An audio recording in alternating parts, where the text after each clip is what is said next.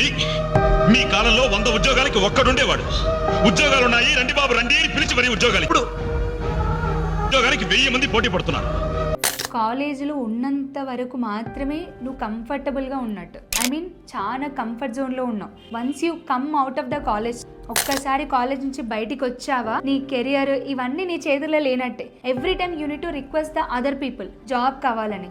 ఒక్కసారి గుర్తుపెట్టుకో, పేరెంట్స్ నీ మీద ఇంత ఇన్వెస్ట్ చేసినప్పుడు నీకు జాబ్ రావాలనుకోవడంలో తప్పేం లేదు. కానీ ఏం కాదు, ఇంకో టైం ఉందిలే, నేను ఇంకా ఫ్రెషర్స్ని అంటే ఒకసారి బయటకు వచ్చిన వితిన్ 6 monthsలో మళ్ళీ ఇంకో రౌండ్ ఆఫ్ ఫ్రెషర్స్ వస్తారు. సే మీరు 24 year పాస్ అవుట్ ఉన్నా అనుకోండి, మీరు వితిన్ 6 months ఆలోచించుకుంటూ మనం ఆ టైం గ్యాప్లో సరే పోదాంలే, ట్రైనింగ్ తీసుకుందాంలే అని అనుకునే టైంలోనే 25 ఫ్రెషర్స్ వస్తారు. 25 ఫ్రెషర్స్ వాళ్ళు అలాగే టైం స్పెండ్ చేస్తే 26 వస్తారు. So day by day once you come out of the college, every day is accountable.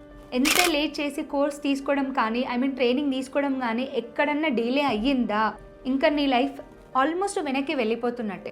So ఎంత వీలైతే అంత తొందరగా గైడెన్స్ తీసుకోవడం, ప్రాపర్ ట్రైనింగ్ తీసుకోవడం, ఇండస్ట్రీ ఓరియంటెడ్ బేస్ చేసుకోవడం, ఇమ్మీడియట్గా జాబ్ తెచ్చుకోవడం అనేది చాలా చాలా important. Because that is only the gift you are giving to your parents. Because parents ఎందుకంత ఇన్వెస్ట్ చేశారు? ఆబ్వియస్లీ రైట్, మీ మీద ట్రస్ట్ ఉంది కదా, నా బిడ్డ ఎలాగైనా వాళ్ళు గెట్ డౌన్ అయిపోతారు, జాబ్ తెచ్చుకుంటారని.